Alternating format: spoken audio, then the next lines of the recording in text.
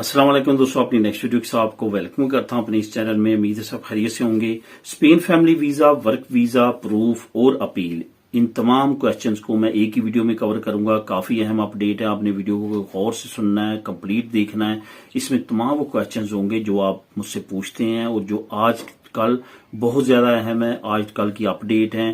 खास तौर पे बहुत ज्यादा दोस्त ये भी पूछ रहे हैं कि क्योंकि स्पेन में इमिग्रेशन ओपन हो गई है और उसकी अनाउंसमेंट भी हो चुकी है और ओपन तकरीबन हो चुकी है और इसके बारे में तमाम चीजें जो है अक्सर खैरिया में बाकी डिपार्टमेंट्स में चल रही हैं, तो क्या उसका असर स्पेन फैमिली वीजा पे, वर्क परमिट पे और वीजों पे पड़ेगा या नहीं पड़ेगा। तो यहां तक मैं बात बताता चलूं, जो स्पेन की इमिग्रेशन ओपन हुई है वो स्पेन के अंदर ओपन हुई है।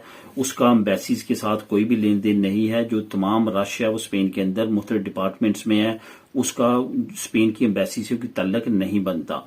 तो इस वजह से वहां पे आपके वीजों पे या इस तरह की चीजों पे या एक्टिविटीज पे कोई असर नहीं पड़ेगा जब तक कि वो इसमें इन्वॉल्व ना हो। और उनका कोई भी ऐसा तरीकाकार अब नहीं है जिसमें वो इन्वॉल्व हों।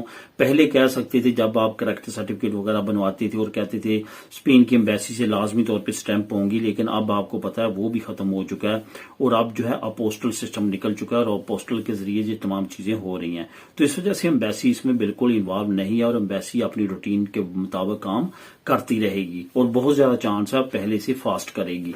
स्पेन फैमिली वीजा से रिलेटेड कुछ क्वेश्चन है वो कवर करूंगा। वर्क वीजा, प्रूफ और अपील से रिलेटेड कुछ दोस्तों की कमेंट है कि अपील में टाइम लाइन और सारी चीजें, तो वो भी कवर करूंगा। तो सबसे पहले तो बात करते हैं स्पेन फैमिली वीजा से रिलेटेड कि स्पेन फैमिली वीजा में जो बहुत ज्यादा चीजें अहम हैं वो कौन सी हैं।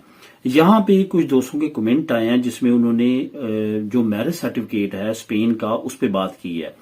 ये एक चीज बहुत ज्यादा जरूरी समझने वाली है आपकी स्पेन फैमिली वीजा से रिलेटेड, जो मैंने चंद दिनों में, चंद हफ्तों में देखा है। काफी लोग इससे परेशान हैं।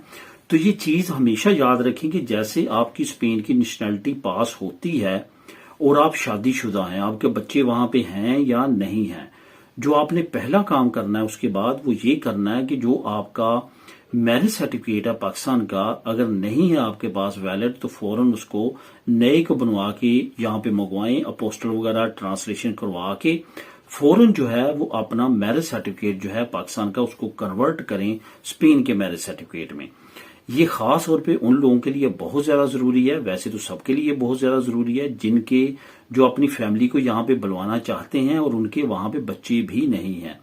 फॉर एग्जाम्पल, आप अपनी वाइफ को बुलवाना चाहते हैं, आपके बच्चे नहीं हैं, आपकी खामद को बुलवाना चाहते हैं, तो आपका जो है वो अभी खामद जो है वहां पे, आप यहाँ पे हैं और आपके बच्चे भी नहीं है और यहाँ पे आपका लिबरो दी फैमिली या मैरिज सर्टिफिकेट स्पेन का नहीं बना, तो उसमें कुछ मसले मसाइल सामने आ रहे हैं और काफी लोग इस पे कमेंट भी कर रहे हैं। इसको आपने गौर से सुनना है कि आपने ये काम क्यों करना है, क्योंकि एम्बेसी जो है बहुत ज्यादा शक्कु शुबात में पड़ती है। क्योंकि 12 मरतबा मैंने ये पहले ही बताया कि एजेंट माफिया ने कुछ ऐसी एक्टिविटीज की हैं, वो बहुत ज्यादा मुहतात हो चुके हैं।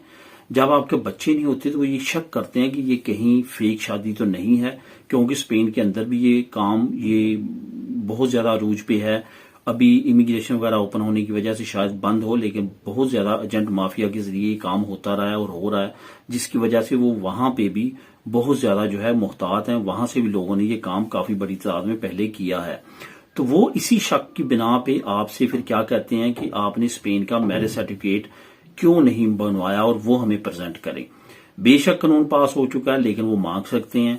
आपको नेशनैलिटी लिए साल, 2 साल, 3 साल हो चुके हैं और आप अपने खामद को वहां से बुलवाना चाहती हैं या अपनी वाइफ को आप बुलवाना चाहते हैं और आपने अभी तक स्पेन का मैरिज सर्टिफिकेट नहीं बनवाया, तो ये एक कॉमन सेंस है कि वो शक पे जाएंगे और वो सोचेंगे कि इस बंदे ने या इस बंदी ने क्यों नहीं बनवाया अभी तक। तो ये काम लाजमी तौर पे करें। अब इसी तरह से एक दोस्त ने मुझे कमेंट किया कि मेरी वाइफ जो है वो स्पेन की नेशनैलिटी होल्डर है, तो मुझसे अब ये मैरिज सर्टिफिकेट वो मांग रहे हैं। हालांकि अभी कानून ये नहीं है, बेशक कानून नहीं है, लेकिन उन्होंने अपनी सेटिस्फेक्शन करनी है। उन्होंने शक को दूर करना है कि कहीं आपकी फेक शादी तो नहीं।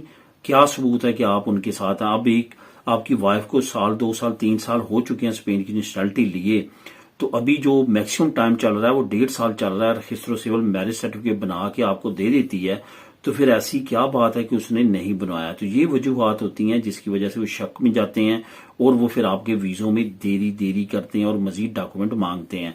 तो इस वजह से पहले इसको प्रिपेयर रखें ताकि आपको कोई मसला ना हो। जहां तक बात है वर्क परमिट की है, यहाँ पे अब बहुत सारे दोस्तों की ये भी कमेंट है कि मेरे फादर मुझे बुला रहे हैं वर्क परमिट पे, क्या हमारा भी डीएनए टेस्ट होगा। और जहां तक फैमिलीज की बात है उसमें तो बच्चे इन्वॉल्व होते हैं, तो इस वजह से वो सारी चीजें, तो बिलाशुबा शादी में बच्चे इन्वॉल्व होते हैं, उसके फादर का और जो है बच्चों का और वाइफ का, माँ का, ये तमाम का डीएनए टेस्ट होता है। लेकिन अभी आपका फादर आपको बुला रहा है तो यहाँ पे डीएनए आपके फादर का और आपका होगा। वो ये कंफर्म करना चाहेंगे कि ये रियल फादर और सन है या डॉटर और सन है। ऐसा तो नहीं कि ये कॉन्ट्रैक्ट को सेल कर रहे हैं जाली डॉक्यूमेंट बनवा के, जैसे कि काफी लोग पहले पकड़े भी गए हैं। तो उसकी जो शक है वो दूर करने के लिए वो ये सारी चीजें करते हैं। तो इस वजह से वो आपको लाजमी तौर पे करना पड़ेगा। और तमाम वर्क परमिट का तकरीबन हम मांग रहे हैं। जब आपका डीएनए तक सिचुएशन चली जाती है, जैसे मैंने पहले भी 12 मरतबा कही है कि जो स्पेन का फैमिली वीजा है, वर्क परमिट है, अगर आपका केस डीएनए तक पहुंच जाता है तो ये बात कंफर्म होती है कि सिर्फ डीएनए ही रह चुका है, बाकी तमाम केस आपका पास हो चुका है। डीएनए की रिपोर्ट अगर गुड आती है, मैच आता है डीएनए, सारी चीजें ओके होती हैं, तो फिर आपका वीजा कंफर्म होता है। उसमें खुदा न खास्ता आपका मसला होता है तो फिर आपके लिए प्रॉब्लम होती है, आपका वीजा नहीं लगता। तो इस वजह से डीएनए अगर वो आपसे डिमांड करते हैं तो इट्स मीन कि आपका वीजा कंफर्म है, सिर्फ डीएनए रह गया, वो आपका मैच कर जाएगा तो आपका वीजा लग जाएगा। इस वजह से इसमें शक-ओ-शुबात या परेशान होने की जरूरत नहीं है। अब दोस्तों बात करते हैं प्रूफ की। जो लोग अपनी फैमिली को स्पेन बुलवाना चाहते हैं, अभी सोच रहे हैं, फ्यूचर में बुलवाना चाहते हैं, उनके लिए मैं कहूंगा लाजमी तौर पे अपने प्रूफ साथ साथ बनाते रहें। खास तौर पे जो है वो चैट वगैरह अपनी जो है वो महफूज रखें, डिलीट ना करें दोनों तरफ की। इसके साथ साथ अपनी फाइनेंशियल जो है वो ट्रांजैक्शन करते रहें। जिसको आप बुलाना चाहते हैं उसके बैंक अकाउंट में सबसे महफूज जो प्रूफ बनते हैं वो बैंक अकाउंट वाले बनते हैं। हर महीने जितनी अमाउंट भेजते हैं उसके बैंक अकाउंट में भेजें और ऐसे प्रूफ आप लाजमी तौर पर बनवाएं। जिन लोगों ने अभी शादी करनी है, कोई भी ऑनलाइन जो है वो शादी करने वाली गलती ना करें। टेलीफोन पे, इंटरनेट पे वो एक्सेप्ट नहीं होगी। जाएं अपने पासपोर्ट पे प्रूफ बनाएं, एंट्री की, एग्जिट की, वो आपसे मांगेंगे जब आप वीजा अप्लाई करेंगे। इस तरह की कोई गलती ना करें जो काफी लोगों ने की है और पछता रहे हैं और अब वो परेशान है कि किस तरह से हम अपनी फैमिली को यहाँ पे बुलवाएं। तो ये वो सारी चीजें हैं जिसका आपने ख्याल रखना है और ये सारे प्रूफ आपने बनाने हैं। शादी जब आप करते हैं वहां पे जाके तो लाजमी तौर पे उसकी जो है वो स्नैप जो कि लाजमी तौर पे हर कोई बनाता है, जो फोटो जो है फोटो प्रूफ की सूरत में, बाकी जो चीजें होती हैं वो सारी की सारी उसकी जो पासपोर्ट की तमाम रिकॉर्ड है उसको संभाल के रखें ताकि आपको बर वक्त जरूरत आप उनको मुहैया कर सकें। तो ये सारे प्रूफ हैं जो आपने उनको मुहैया करने हैं, तभी वो आपका प्रोसेस आगे लेके चलेंगे। वरना वो अपने शक-ओ-शुबात की बिना पे आपसे मजीद कई चीजें ऐसी मांगेगी जिस पे आपको पहले जो है वो आप शक में जाएंगे कि ये किस तरह से मुझसे मांग लिए, शायद मेरा वीजा नहीं लगेगा या इस तरह। असल में वो अपनी शक दूर करने के लिए इस तरह की डिमांड कर रहे होते हैं। अब दोस्तों आखिर में बात करते हैं अपील की। खुदा न खास्ता आपका केस रिजेक्ट हो गया, आपका फैमिली वीजा था, आपका वर्क परमिट था स्पेन का, उसमें आपने अब अपील की है। अपील दो तरह की है, एक एम्बेसी में दोबारा अपील करना और दूसरी अपील है मैड्रिड में यहाँ पे जुस्टिसिया में अपील करना। जो मैड्रिड में आपने अपील करनी है वो दोबारा से टीसीएस के जरिए इसी तरह फाइल की जैसे भेजते हैं इसी तरह आप अपील कर सकते हैं, जिसके 90% चांस होते हैं कि वो रिजेक्ट करेंगे दोबारा और 10% होते हैं कि रेशो जो मैं बता रहा हूं कि आपकी एक्सेप्ट होगी। अगर तो कि ऐसा प्रूफ है, ऐसी भी चीज पे उन्होंने रिजेक्शन किया है कि उन्होंने 10 दिन का टाइम दिया था आपने लेट कर दिया, या उन्होंने कि डॉक्यूमेंट ऐसा मांगा था आप मुहैया नहीं कर सके वो बाद में आपने कर लिया, तो ये ऐसी सिचुएशन में जो है आपका वहां पे अपील बनती है। लेकिन अगर उन्होंने कि ऐसा ब्लंडर मारा है जिसपे आप चाह रहे हैं कि उन्होंने रिजेक्शन ही लगा दिया, रिफ्यूजल बिला, तो फिर आप जो है अपील यहाँ पे भी कर सकते हैं। तो इसका टाइम लाइन मैं बताता चलूं कि जो वहां पे एम्बेसी में हो रहा था कि 2 साल तक वो जो है आपको इसी प्रोसेस में रखते हैं जब आप अपील करते हैं।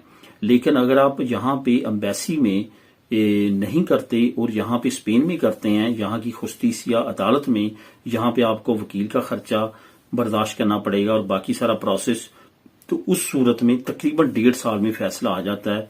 1.25 साल 1.5 साल में जो है वो आपकी जो है वो अपील का फैसला सामने आ जाता है और अदालत फैसला कर देती है, और इसकी रेशो जो है 90% सक्सेस रेशो होती है, जो मेरे इल्म में आई है कि बहुत ज्यादा चांसेस होते हैं कि ये अपील पास हो जाए। तो दोस्तों ये थी अहम अपडेट, ये थी अहम इंफॉर्मेशन जो मैंने आपको प्रोवाइड की, आपके मुख्तलिफ क्वेश्चंस की।